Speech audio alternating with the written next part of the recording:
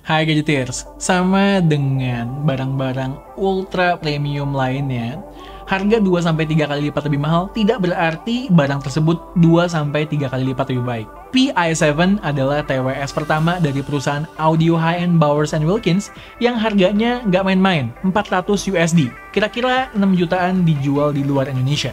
Di video ini, gue akan jelasin bagaimana Bowers & Wilkins PI7 untuk harganya punya begitu banyak kekurangan yang buat gue bisa dimaafkan oleh dua hal yang luar biasa.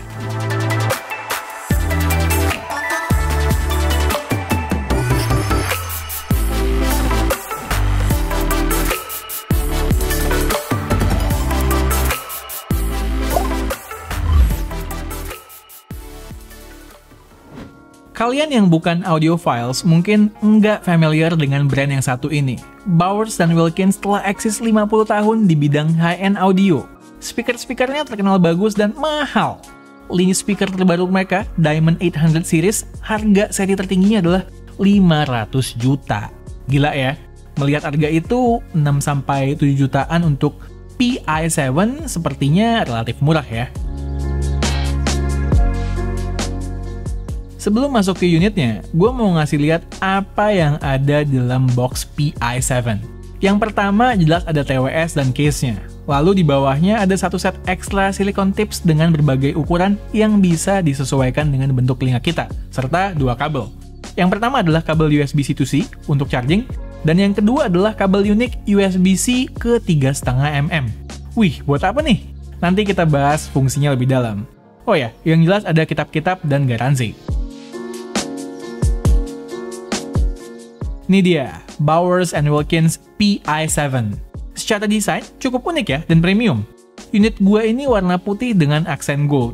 Ada juga yang warna charcoal, dan kayaknya lebih keren deh. Susah tapi nyarinya, habis mulu. Ya udahlah, ini juga bagus kok. Finishing putih matte dengan warna gold berpola circular di bagian touch control-nya mewah. Fittingnya di kuping gue cukup pas. Setelah bereksperimen dengan kombinasi silicone tips yang cocok sama kanal telinga gue. Ya setidaknya di kuping gue dipakai berjam-jam sama sekali nggak ada masalah. Seperti tadi gue bilang, ada dua hal luar biasa yang ditawarkan PI7. Yang menjadi nilai jual utama dari Bowers & Wilkins adalah sound quality-nya. Dari banyak TWS yang pernah gue coba, baik yang udah pernah maupun belum kita bikin videonya, PI7 memberikan sound quality yang terbaik sampai saat ini.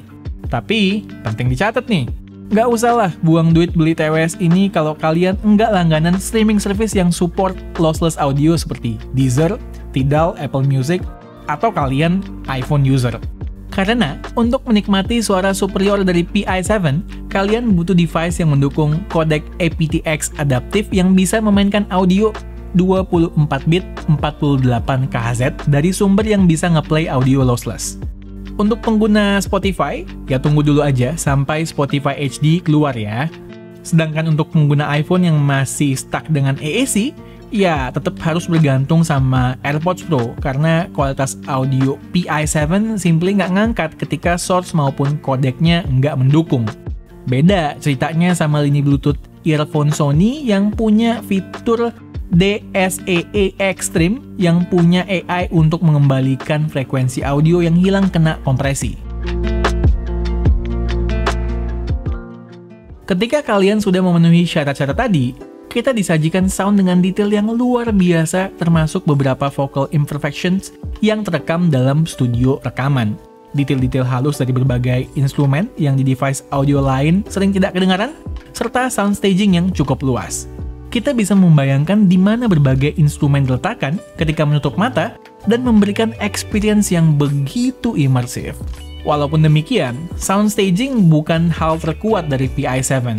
Masih kalah sama TWS premium lainnya seperti Sennheiser Momentum True Wireless 2 yang pernah gue coba. Yang wow banget itu adalah karakter suara yang khas Bowers & Wilkins. Bassnya nendang tanpa perlu overpowering. Awamnya, kalau bass overpowering itu segala macam bass kedengarannya boom, boom, boom. Padahal aslinya suaranya dem, dem, dem. Ngerti nggak? Yang pasti ini bassnya pas banget, nggak lebay, sesuai dengan instrumen aslinya dan nggak nutup vokal dan instrumen lainnya. Clarity dari berbagai suara di berbagai frekuensi pun tepat, tanpa ada satupun frekuensi yang dominan bikin sakit kuping. Gue lagi suka dengerin high powernya Coldplay versi akustik yang udah Apple Digital Master 24 bit dan 48 kHz. Fast forward ke menit 1.32, di PI7 gue masih bisa denger detail petikan gitar akustik bahkan ketika piano dan riff elektrik gitar bunyi bersamaan. Di WF-1000XM4 bagus juga, tapi mulai ketutup sama kedua instrumen tadi. Di lagu ini, gue juga lebih bisa merasakan karakter suara baritone Chris Martin yang khas di PI7. Masuk ke tipe musik yang sangat berbeda. Titaniumnya David Guetta. Lagu ini cukup risky buat ngetes audio karena rentan mengekspos kekurangan audio device. Di TWS berharga normal seperti AirPods Pro, bassnya kedengeran kayak bass di angkot Bogor kalau dibandingin PI7. Sementara suara synth di mid-high-nya nyelekit kuping. Di Bowers & Wilkins PI7, gila, semua balance dan pas banget, just perfect. Semua ini berkat hardware-nya yang juga mumpuni. 9,2 mm dual hybrid drivers yang masing-masing ada tweeter dan amplifiernya. Ini not play-play loh, sayangnya nggak ada EQ, cuman tuningan bawaan yang handal dari Bowers & Wilkins aja. Hal kedua yang menjadi pembeda PI7 adalah case-nya.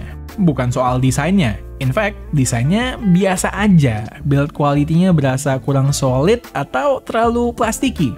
Yang istimewa adalah case-nya yang bisa berfungsi menjadi Bluetooth audio transmitter. Kita tinggal colokin case-nya ke device apapun yang punya output 3,5 mm dengan kabel yang tadi, dan voila, kita bisa menikmati audionya di PI7. Ini fitur yang bener-bener berguna banget. Kalian bisa colokin ke stick PS, device audio jadul, Nintendo Switch, atau bahkan ke smartphone kalian untuk menikmati audio yang nyaris nggak ada latensinya untuk main game. Ya, case-nya transmitting dalam kodek aptX Low Latency. Nih, dengerin. No delay, pas banget buat gaming.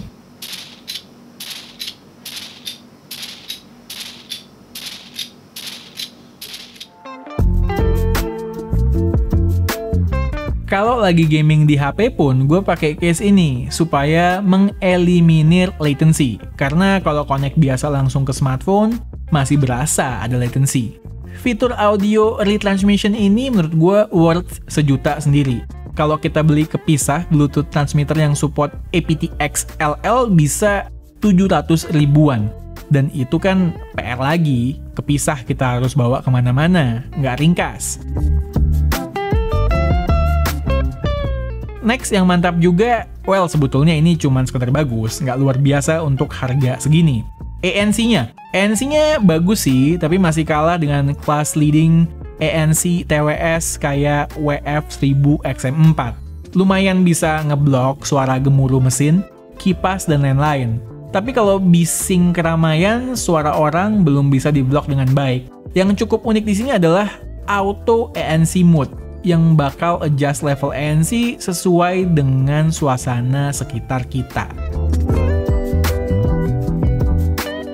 So, sebetulnya sound quality dan audio retransmitting case dari Bowers & Wilkins PI7 seolah menopang harga tinggi yang diberikan.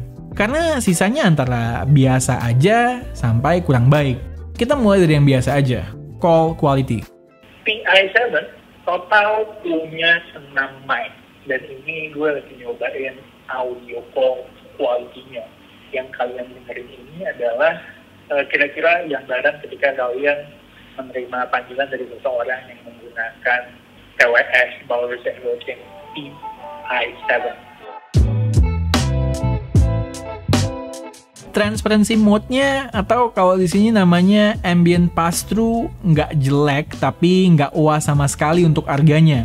Beda sama transparency mode-nya AirPods Pro yang bener-bener clear seolah kita nggak pakai earbuds. Ini masih berasa efek mic dan speakernya. Soal ketahanan baterai juga biasa aja. Dengan keadaan ANC on dan volume sekitar 80%, earbuds-nya bisa bertahan kurang lebih cuma 4 jam. Case-nya sendiri bisa nambahin 3 kali charge lagi.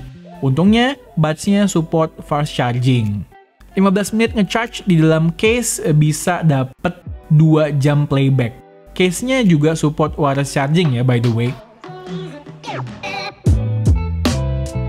Next, soal codec. Seperti yang gue bilang, Pi7 support codec aptX adaptive yang bisa stream audio sampai 24 bit 48 kHz dengan kecepatan 420 kbps.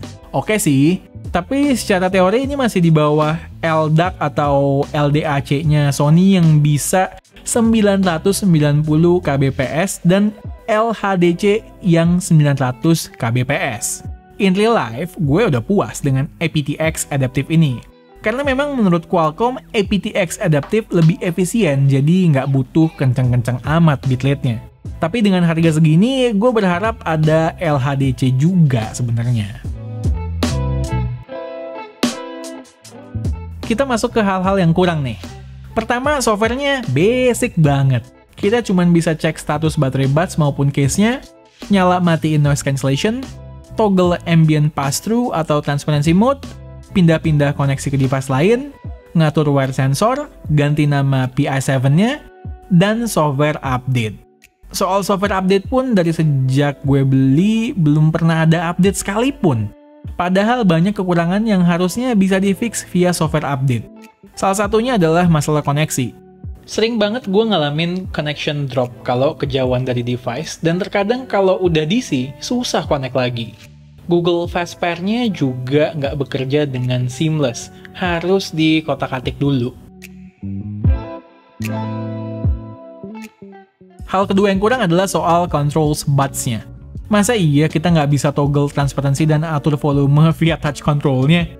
Kita cuma bisa toggle ANC, play, pause, skip, dan manggil Google Assistant. PR banget jadi bolak-balik ke aplikasinya, terutama soal ambient pass-through ini. Nggak praktis.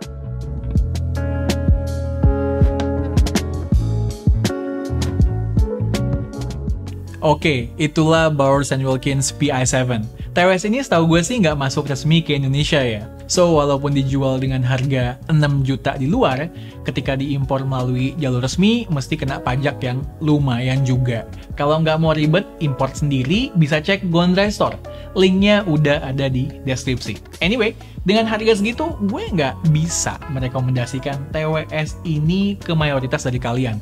Alasannya simple, banyak TWS premium lain di luar sana yang punya overall quality, feature, dan value yang jauh lebih baik daripada ini. Tapi, kalau kalian seperti gue dan Alessa, yang benar-benar mengutamakan sound quality di atas segala-galanya, termasuk harga dan kenyamanan, ini adalah TWS yang tepat buat lo pada. As always, kalau kalian suka dengan video kami, boleh klik like, share, dan subscribe. Jangan lupa nyalain icon bell di bawah, supaya kalau kami posting video terbaru, kalian langsung tahu. Dan tunggu racun-racun kami berikutnya. Bye guys!